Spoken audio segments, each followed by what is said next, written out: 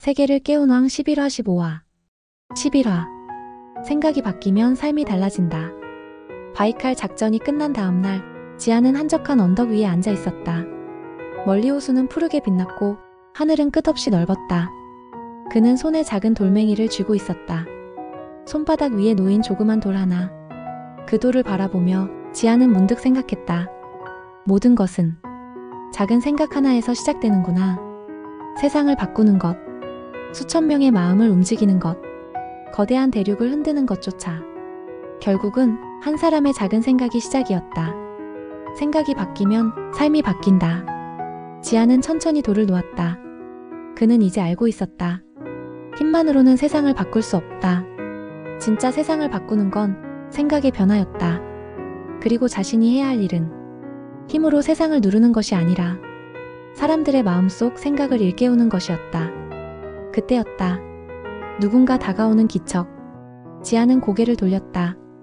언덕 아래 검은 코트를 입은 남자가 서 있었다. 초점 없는 회색 눈, 날카로운 턱선, 그리고 뒷짐을 진 자세. 그는 천천히 걸어왔다. 지아는 무의식적으로 경계했다. 하지만 그 남자는 공격할 기세를 보이지 않았다. 대신 조용히 입을 열었다. 네가 세상을 바꾸려 하는 자인가? 목소리는 낮고 깊었다. 마치 바람처럼 스쳐가는 음성. 지아는 대답하지 않았다. 대신 가만히 그를 바라봤다. 나는. 남자는 손을 뻗어 보였다. 손바닥 위에 작은 인장을 쥐고 있었다. 그 인장에는 오래된 문양이 새겨져 있었다. 고구려의 혼 문양. 지안의 심장이 쿵하고 뛰었다. 너는 누구지? 지안이 낮게 물었다. 남자는 미소도 없이 말했다. 나는 길을 인도하는 자. 그리고 세상을 뒤흔들 키를 쥔 자. 지아는 숨을 삼켰다. 세상을 뒤흔드는 키? 남자는 마지막으로 말했다. 연개소문은 깨어나고 있다. 그리고 아무런 소리도 남기지 않고 그는 안개 속으로 사라졌다. 지아는 한참 동안 그 자리에 서 있었다. 몸이 떨렸다. 두려워서가 아니라 운명이 크게 움직이고 있음을 온몸으로 느꼈기에. 연개소문이 깨어난다. 그는 중얼거렸다. 세계는 진짜로 변하기 시작했다. 그는 천천히 주먹을 쥐었다. 부드러운 초원의 바람이 그의 손끝을 스쳤다. 이제부터는 단순한 싸움이 아니다. 생각을 바꾸는 전쟁, 의식을 뒤흔드는 전쟁. 지아는 알았다. 그들의 여정은 이제부터 진짜 시작이라는 것을. 그리고 그 여정의 끝에는 새로운 세계가 기다리고 있다는 것을. 12화 왜 생각이 중요한가? 밤. 지아는 바이칼 호숫가의 조용한 바위 위에 앉아 있었다. 달빛은 맑았고 호수는 거울처럼 세상을 비추고 있었다. 하지만 지안의 내면은 고요하지 않았다. 연개소문이 깨어나고 있다. 낯선 남자의 마지막 말이 계속 귓가를 맴돌았다. 그가 정말 깨어난다면 우린 준비가 되어 있어야 해. 그는 다시 반지를 꺼내보았다. 그 안에는 지금까지 만난 동료들의 기록, 앞으로 열릴 세계의 지도, 그리고 아직 풀리지 않은 질문들이 담겨 있었다. 그때였다. 멀리서 누군가 걸어왔다. 그림자처럼 조용한 발걸음. 하지만 날카롭게 다가오는 기운. 지아는 검을 움켜쥐었다. 기다려. 내가 보낸 사람이야. 목소리는 칸이었다. 그는 지안 옆에 앉으며 말했다. 우릴 도와줄 새로운 눈이 필요하지. 지아는 고개를 돌렸다. 그리고 깜짝 놀랐다. 회색 점퍼를 입은 젊은 여자. 짧은 머리, 날카로운 눈빛. 그리고 손에 들린 태블릿. 전직 인공지능 전략 분석가예요. 한때 그림자 정부의 알고리즘을 짜던 사람이지. 그녀의 이름은 유진. 지아는 조심스럽게 그녀를 바라보았다. 그녀는 칼처럼 예리한 말투로 말했다. 당신들이 하려는 건 전 세계의 사고 구조를 바꾸는 거예요. 이건 총보다 무서운 일이라는 걸 알아요? 지아는 고개를 끄덕였다. 알아요. 그래서 하는 거예요. 류진은 고개를 숙였다. 그리고 조용히 말했다. 그림자 정부도 이미 움직이고 있어요. 그녀는 태블릿을 열어 전 세계 도시에서 동시에 일어나고 있는 사고 통제 실험에 대한 로그를 보여주었다. 생각을 바꾸기 전에 사람들의 질문하는 능력을 없애려는 거예요. 지금 벌어지는 건 총칼의 전쟁이 아니라 의식의 장악이에요. 지아는 조용히 눈을 감았다. 생각. 의식, 철학. 왜 우리는 태어나고 무엇을 위해 살아야 하는가? 이 질문이 사라지는 순간 사람은 존재를 잃는다. 그는 눈을 떴다. 그리고 천천히 말했다. 그래서 우리가 먼저 질문하는 사람들을 깨어나게 해야 해요. 류진은 잠시 지안을 바라보다 고개를 끄덕였다. 좋아요. 그럼 시스템부터 흔들죠. 그녀의 손이 태블릿 위에서 움직였다. 새로운 프로그램이 생성되기 시작했다. 그것은 홍익 알고리즘. 사람의 내면에 질문을 심는 시스템이었다. 그 순간 지하에서 진동이 울렸다. 칸이 자리에서 벌떡 일어났다. 왔군. 지하는 몸을 일으켰다. 그들이 바로 아래 상기슭에서 검은 제복의 그림자 요원들이 조용히 숲을 오르고 있었다. 지하는 검을 뽑았다. 하지만 그의 눈빛은 예전과 달랐다. 이번엔 싸움이 아니라 선언이 될 거예요. 우리가 바꾸려는 건 세상이 아니라 사람들이 스스로 자기 삶을 보게 하는 거니까. 류진이 웃었다. 무서운 사람이네요. 칸도 웃었다. 이젠 말로 전쟁하는 놈이 됐군. 지아는 고개를 끄덕였다. 맞아요. 이제부터 우리는 사상을 심는 전사들입니다. 13화 마음이 평안한 하루를 여는 법. 러시아 이르쿠츠크. 하얀 안개 속 도시.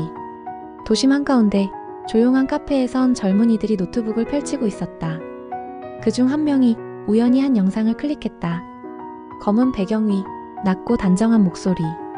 당신은 오늘 스스로를 한번 안아보셨나요? 잠시 스쳐 지나갈 법한 그 말에 노트북 앞 청년의 손가락이 멈췄다. 지금 이 순간 마음이 평안하신가요? 카메라는 느리게 자연을 비추었다. 초원, 바람, 그리고 조용히 걷는 사람들. 우리는 너무 바쁘게 살아갑니다. 하지만 내 마음 한번 들여다보는 일, 그게 하루를 바꾸는 시작입니다. 마지막 문구가 떴다. 세상을 바꾸는 건 거대한 힘이 아닙니다. 바로 당신의 평온한 마음입니다. 홍익 메시지 제1호. 그 영상은 처음엔 아무도 주목하지 않았다. 그러나 단 몇 시간 만에 조용히 퍼지기 시작했다. 익명 포럼, SNS, 암호화 채팅방. 이 영상 뭐지? 이상하게 계속 생각난다. 중국 북경, 한국 서울, 독일 베를린. 어디선가 누군가는 그 메시지를 반복해서 틀고 있었다. 한편 지아는 몽골 초원의 임시본부에서 영상의 반응을 실시간으로 지켜보고 있었다. 화면엔 조회수 1740명. 작지만 선명한 움직임. 류진이 옆에서 말했다. 바이럴 반응 올라가요. 공유율 12%. 비정상적으로 높아요. 지아는 조용히 고개를 끄덕였다.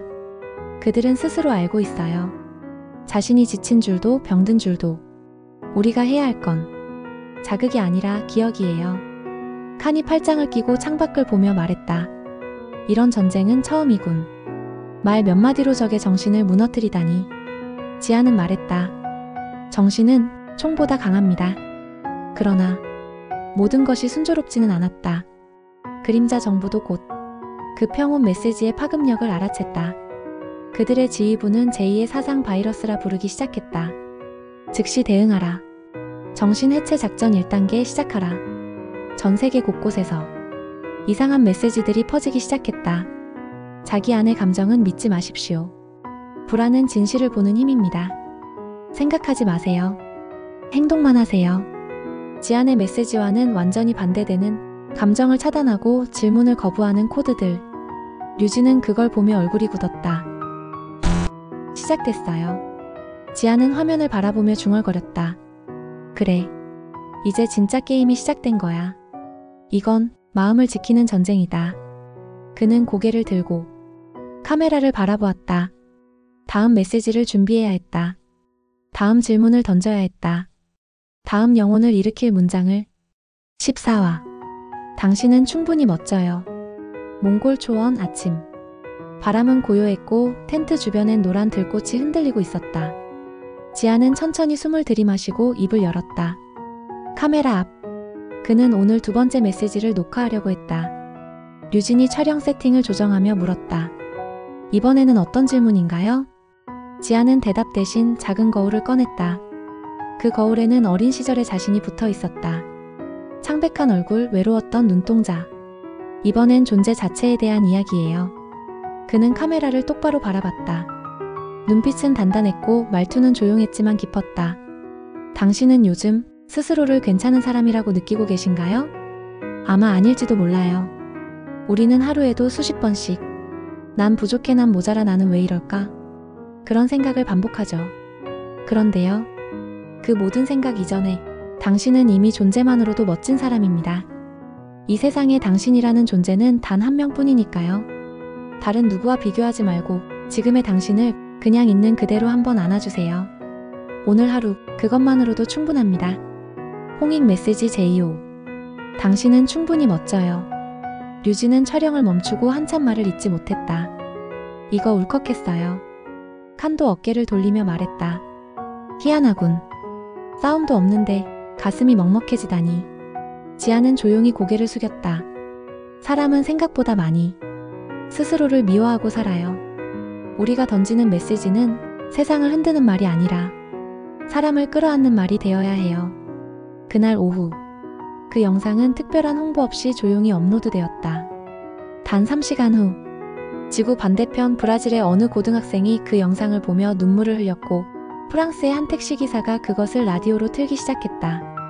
그 메시지는 아무 소리 없이 전 세계의 마음을 조용히 적시고 있었다. 그러나 같은 시각 이스라엘 예루살렘의 그림자 정부 본부 감정조정부의 사령관이 낮게 외쳤다. 문제다. 이건 단순한 감정 자극이 아니다. 이건 존재의 확신을 심는 코드다. 즉시 대응하라. 내면 파괴 작전 2단계 개시. 고지어. 세계 각국의 SNS에는 이상한 유머 콘텐츠, 조롱, 밈, 자기 비하형 유행어가 쏟아지기 시작했다. 나는 쓰레기입니다 챌린지. 존재감 0 인간짤. 불행 유머 밈 릴레이. 그것은 하나의 놀이처럼 퍼졌지만 사람들의 자존을 흔들고 다시 무기력 속으로 빠뜨리는 감정 바이러스였다. 지아는 그 흐름을 감지했다. 류진은 고개를 끄덕이며 말했다. 그들도 알았어요. 당신이 진짜 뿌리를 건드렸다는 걸. 칸은 검을 옆에 세우고 말했다. 이젠 메시지가 아니라 방패가 필요하겠군. 지아는 조용히 미소 지었다. 그래요. 다음은 방패입니다.